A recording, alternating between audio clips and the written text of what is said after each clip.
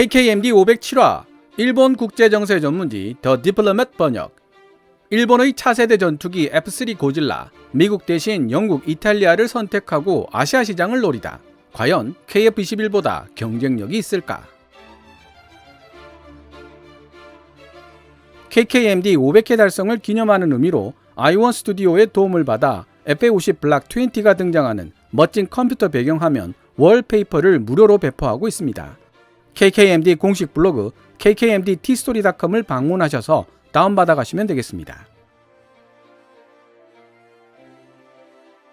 2022년 12월 19일 연합뉴스는 일본이 2023 회계연도 방위비로 65조 원을 책정하면서 현재 세계 9위였던 일본의 방위비 예산 순위가 세계 4위로 껑충 뛰어오르게 되었다고 보도했습니다.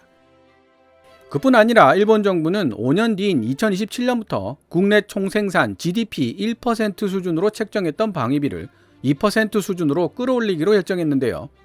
그렇게 되면 90조 원을 방위비로 책정한 일본은 1100조 원대의 미국, 290조 원대의 중국에 이은 세계 3위의 방위비 지출 국가로 떠오르게 됩니다. 한 발 더 나아가 일본 정부는 유사시 자위대의 반격 능력 보유를 명문화시켰습니다. 반격 능력의 보유와 세계 3위 수준의 방위비, 이제 일본 평화헌법의 전수 방위 원칙은 깨졌다고 볼 수도 있는 시대가 도래한 것입니다. 일본에 기반을 둔 국제정세 전문지 The Diplomat은 2022년 12월 9일 Why Japan Choose Britain and Italy for its FX Fighter Program, 왜 일본은 차세대 전투기 FX 프로그램의 파트너로 미국이 아닌 영국과 이탈리아를 선택했을까? 라는 제목의 기사를 게재했습니다. 이 기사를 통해 더 디플로맷은 일본 방위성 관계자와 인터뷰한 내용을 토대로 5가지 이유를 내세우고 있는데요. 간략하게 정리해보면 다음과 같습니다. 첫째, 일본 정부가 내세우고 있는 실전 배치 시기인 2035년까지 F3 고질라 개발 일정이 너무나 촉박하다. 둘째, 섬나라인 일본이 F3 고질라에 요구하고 있는 성능은 역시 같은 섬나라인 영국이 개발하고 있는 미래 전투기 템페스트에 요구하고 있는 성능과 일치한다. 셋째, 단독 개발보다는 여러 나라들이 협력하여 개발하는 쪽이 비용 절감 및 리스크 관리에 유리할 것이다. 넷째, 미쯔비시 F2 개발 당시 미국으로부터 핵심 소스 코드를 이전받지 못했던 일본은 F2 개량 사업에 막대한 차질을 빚을 수밖에 없었다. 이를 교훈 삼아 향후 F3 고질라의 자유로운 개량을 위한 권리를 확보하기 위해서는 미국보다 영국이 유리할 것이다. 다섯째, 영국과 보다 대등한 파트너 관계를 형성한다면 큰 제약 없이 아시아 시장에 F3 고질라를 수출하는 것도 가능할 것이다. 일단 2022년 12월 9일 더 디플로맷이 게재한 기사를 번역해 보도록 하겠습니다. 번역 도중 역주로 제 생각을 말씀드리고 번역이 끝나면 간단하게 정리 및 요약해보는 시간을 가져볼 예정입니다. 기사 원문은 노란색 글자로 표시됩니다. 1905년 스시마 해전에서 러시아 함대를 격파한 일본 함선들 대부분은 영국과 이탈리아에서 건조된 것들이었다. 그때로부터 100년하고도 17년이 지난 지금 일본은 지금까지 논의되어 왔던 미국이 아닌 이 두 유럽 국가들과 함께 스텔스 능력을 갖춘 차세대 전투기를 공동으로 개발하고 제작하는 쪽으로 방향을 선회하고 있다. 12월 9일에 공동성명으로 발표된 정부 입장문에서 일본, 영국 그리고 이탈리아의 총리는 신형 글로벌 전투기 프로그램 GCAP의 출범을 선언했다. 이 프로그램의 목적은 일본이 추진하고 있는 F3 차세대 전투기 프로그램과 영국, 이탈리아가 공동 추진하고 있는 템페스트 미래 전투기 프로그램을 통합하여 2035년까지 6세대 전투기를 실전 배치한다는 데 있다. 2차 세계대전 이후 긴밀했던 미일 동맹관계를 고려해봤을 때 일본이 미국이 아닌 다른 나라와 협력해 이처럼 중대한 방산 사업을 추진하는 것은 극히 드문 일이다. 따라서 글로벌 전투기 프로그램 이하 GCAP는 일본에게 있어 새로운 역사적 협력의 이정표가 될 것이다. 그렇다면 왜 일본은 미국 대신 영국과 이탈리아를 선택한 것일까? 지난 12월 8일 일본 방위성 산하 획득 기술 및 군수방산청 이하 아틀라의 방위사업 담당자에 의해 개최된 사전 기자회견 내용과 다른 국방 및 외교 담당자들로부터 얻은 정보에 기반하여 추론해본다면 크게 5가지 이유로 분석된다. 1. 촉박한 타임라인. 먼저 아틀라 관계자는 일본 정부가 F3 고질라 프로그램과 템페스트 프로그램의 개발 기간이 서로 일치한다는 사실 때문에 미국 록히드 마틴 대신 영국 BAE 시스템즈를 협력 파트너로 선택했다고 말했다.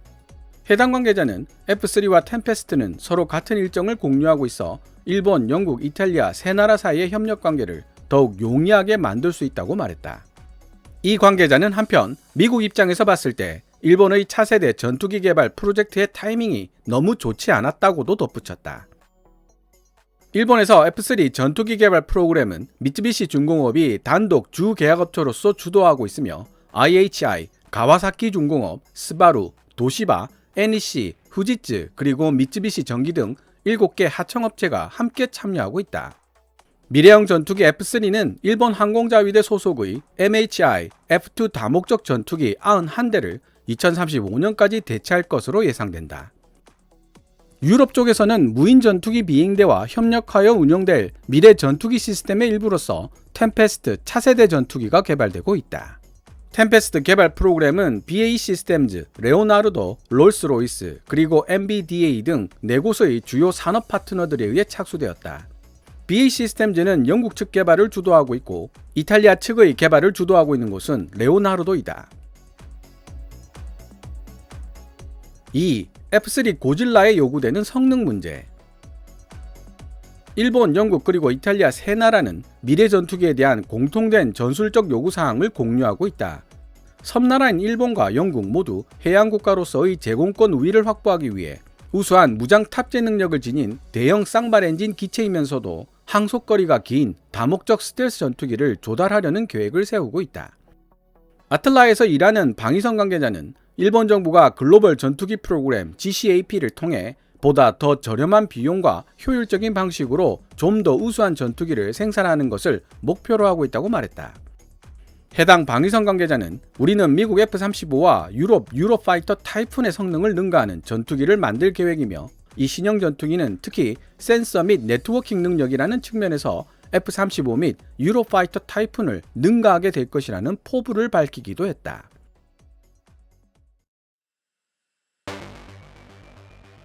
인터뷰에 응한 일본 방위성 관계자의 포부를 들으면서 앞뒤가 맞지 않는다고 생각한 부분들이 있습니다.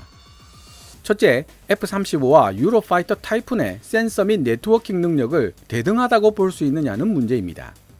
F-35는 명백한 5세대 전투기로서 A사 레이더, 전자광학 추적 장비 EOTS, 분산개구 적외선 시스템, DAS 같은 센서들이 수집한 정보를 취합 분석하여 조종사의 상황 인식 능력을 극대화시킨 기체입니다.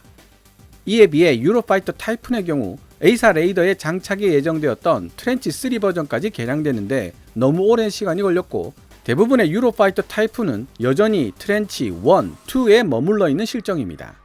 트렌치 3로 풀 업그레이드된 유로파이터도 4.5세대 기체로서 F-35와는 한참 차이가 있다고 보는 것이 객관적입니다. 즉, F3가 센서 및 네트워킹 능력에서 유로파이터 타이푼을 능가할 것이라는 주장은 거부감 없이 받아들일 수 있지만 F-35의 센서 및 네트워킹 능력을 능가할 수 있을 것이다. 그것도 향후 13년 안에? 라는 주장은 의문이 생길 수밖에 없네요.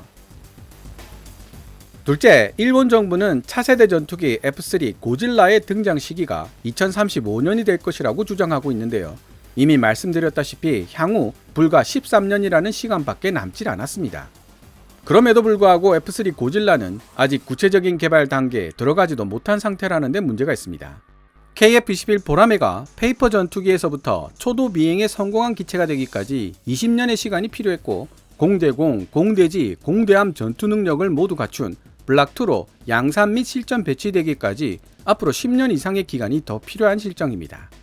1996년 개발이 시작된 F-35 역시 20년이 지난 2016년부터 실전 배치가 이루어지기 시작했으며 속속 드러나는 오류들을 수정하기 위해 지금까지도 개량 작업이 계속 이어지고 있는 중입니다.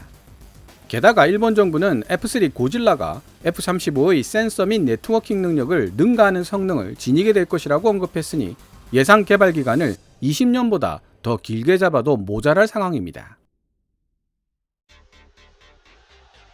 3. 비용 절감 및 리스크 관리의 용이성. 실질적으로 강대국은 아니지만 분쟁을 중재할 수 있는 능력을 지닌 중간국가, 미들 파워즈로 평가받는 일본, 영국, 이탈리아가 차세대 전투기 개발에 협력함으로써 비용과 기술적 위험을 줄일 수 있다. 신형 전투기 개발 사업에 들어가는 비용은 단일 국가로서는 감당하기 어려울 정도이기 때문이다. 유럽에서는 템페스트 외에도 프랑스, 독일, 스페인 등 유럽 3개국이 이미 미래 전투기 시스템 FCAS 프로젝트의 핵심을 이루는 New Generation Fighter NGF를 공동 개발하고 있다. 이런 이유로 영국은 유럽 국경을 한참 넘은 먼 곳 동아시아에 위치한 일본을 파트너로 지목했다. 어쩌면 영국은 일본으로부터 충분한 개발 자금을 지원받을 수 있을 것이라 생각하고 있을지도 모른다. 여기서 먼저 부정적인 면을 짚고 넘어간다면 유로파이터 타이푼 프로그램에 참여했던 영국과 프랑스 그리고 이탈리아 같은 유럽 국가들이 보여주었던 개발 과정의 난맥상입니다. 사업을 해보신 분들은 동업을 결코 쉽게 생각하지 말라는 충고를 많이 접해보셨을 줄로 압니다. 사공이 많으면 배가 산으로 간다는 속담도 괜히 생긴 말이 아니죠. 사공이 많아 산으로 갔던 유로파이터 타이푼은 2020년대에 접어들면서 사정이 어느 정도 나아졌다고는 하지만 여전히 상대적으로 비싼 도입비와 사악할 정도로 높은 운용 유지비를 자랑하는 기체가 되었습니다.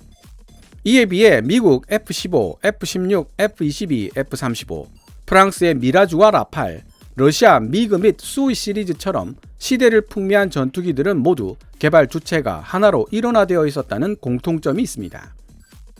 하지만 반대로 F-3 고질라 개발을 영국, 이탈리아와 함께 진행시키기로 한 일본의 결정에 도움이 될 만한 긍정적인 부분을 생각해 본다면 우크라이나 전쟁 이후 러시아에 대한 긴장감이 높아진 유럽에서도 새롭게 군비 확장 바람이 불고 있다는 사실입니다.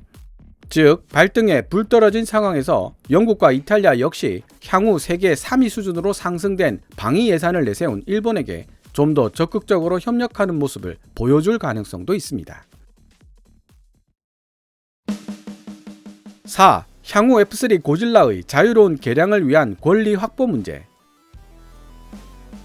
미국 정부와 록히드 마틴은 소스코드처럼 중요한 기밀 기술 정보를 일본과 공유할 수 없다고 거부했고, 그 결과 일본 정부는 영국과의 공동개발 쪽으로 시선을 돌리게 되었다.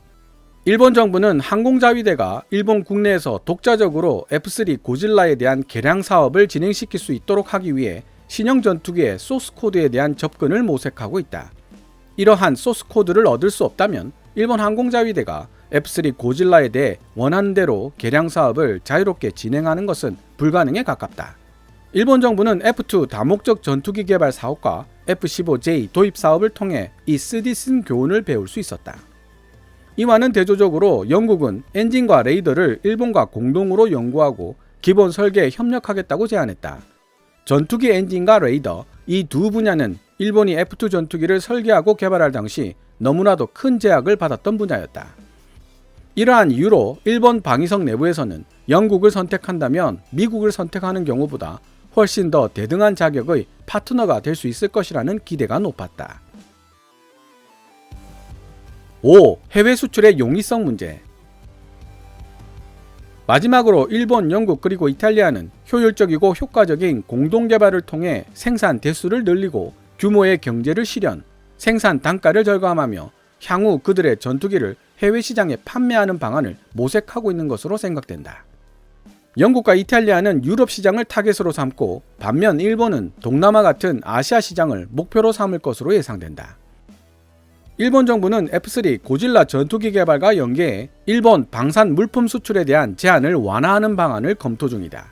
일본의 방산 장비 및 방산 관련 기술 이전에 대한 3원칙에 따르면 일본과 무기를 공동으로 개발하지 않은 국가에 대한 방산 수출은 구조, 수송, 경고, 감시, 지뢰 제거 임무에 필요한 장비들로 제한된다.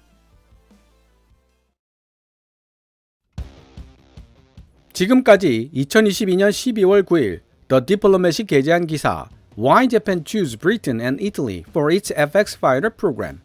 왜 일본은 차세대 전투기 FX 프로그램의 파트너로 미국이 아닌 영국과 이탈리아를 선택했을까를 번역해 보았습니다. 무엇보다도 BAE 시스템즈를 보유하고 있는 영국과 레오나르도를 보유하고 있는 이탈리아가 항공 선진국이라는 사실은 부정할 수 없으며 일본이 이들과 협력하게 됨으로써 얻을 수 있는 유형, 무형의 이점들은 분명 존재할 것입니다. 그러나 KKMD 391화 6세대 전투기를 향한 유럽의 험난한 여정, 다쏘와 에어버스의 합의 실패로 FCAS 프로그램 무기한 중단되다 편에서도 언급되고 있듯이 국가 간 협력 협정이 성사되었다고 해도 실제 협력 사업을 진행시키는 기업 간 협력의 성사는 또 다른 이야기라는 데 문제가 있습니다. 다국적 개발 프로그램의 일정을 지연시킬 수 있는 복병들이 무수히 많다는 사실을 깨닫게 해주는 사례들은 흔하게 찾아볼 수 있습니다. 특히 최첨단 기술이 적용되는 항공전자 분야에서 일본이 원하는 기술을 시기적절하게 이전받을 수 있을지는 의문입니다. 항공업계 관계자들 사이에서는 중요 기술 이전의 경우 계약 성립 자체가 어려워서 그렇지 일단 성립되면 미국 기업들이 훨씬 성실한 자세로 임한다는 것이 정설처럼 퍼져 있습니다. 그에 비해 유럽이나 이스라엘 쪽 기업들은 행동보다는 말이 앞서는 예스맨들이라는 이미지가 강하게 퍼져 있더군요. 사실 일본은 F2 전투기를 개발했을 당시만 해도 우수한 항공우주 분야 개발 인력들을 보유하고 있었지만 F2 생산 종료 후 정부의 무관심과 지속적인 수주 실패로 항공우주 관련 기업들 상당수가 도산하거나 방위산업에서 철수하고 말았습니다.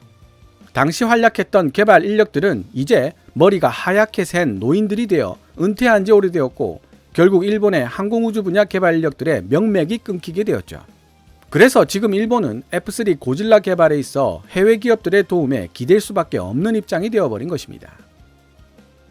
물론 여기에는 1995년 F2 초도 비행 성공 이후 양산 단계에서 생산 물량이 원래 계획에서 47대나 줄어든 94대로 최종 결정된 것도 큰 영향을 미쳤습니다.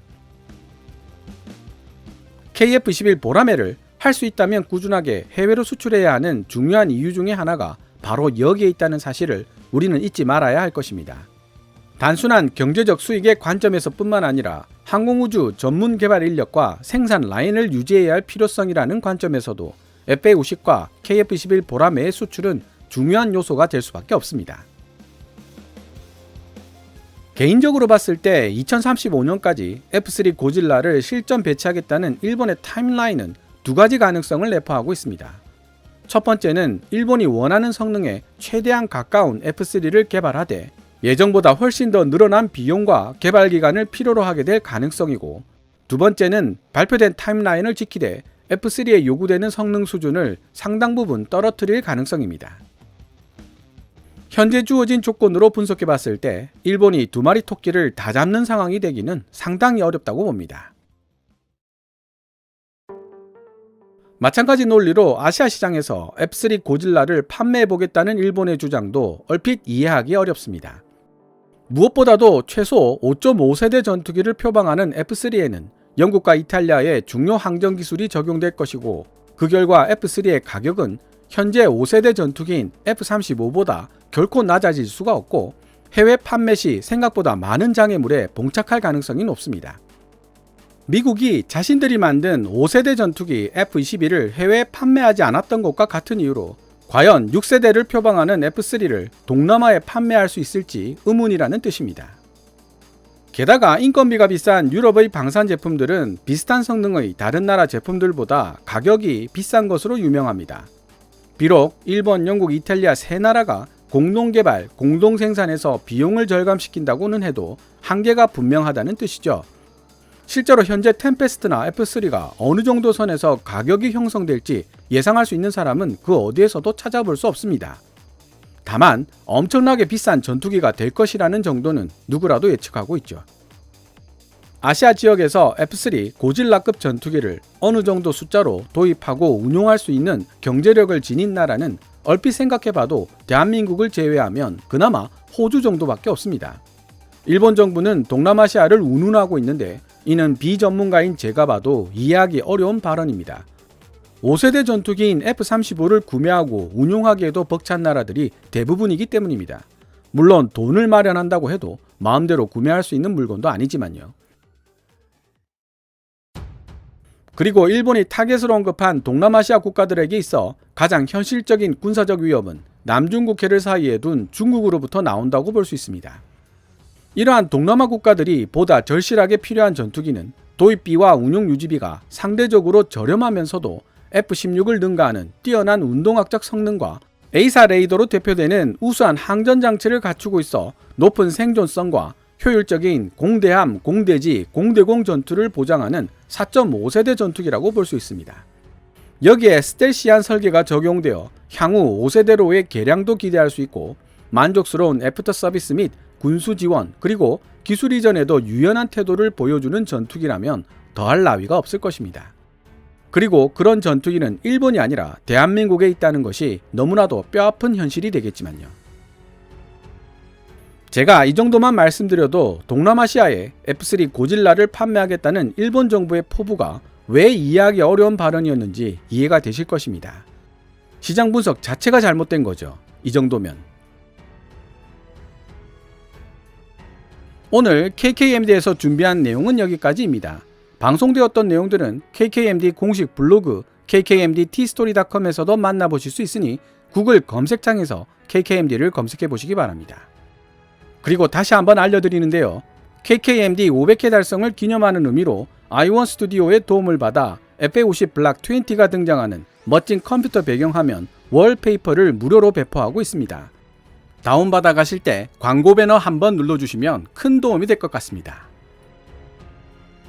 지금까지 시청해 주셔서 감사합니다. 케빈즈 밀리터리 채널 KKMD